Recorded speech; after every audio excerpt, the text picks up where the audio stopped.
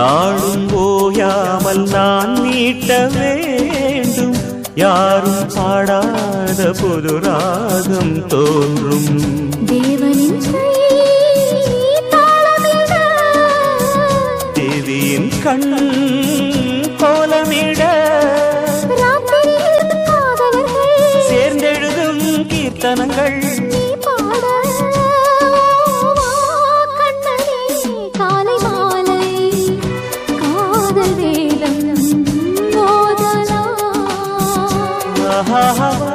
கண்மணி காலை மாலை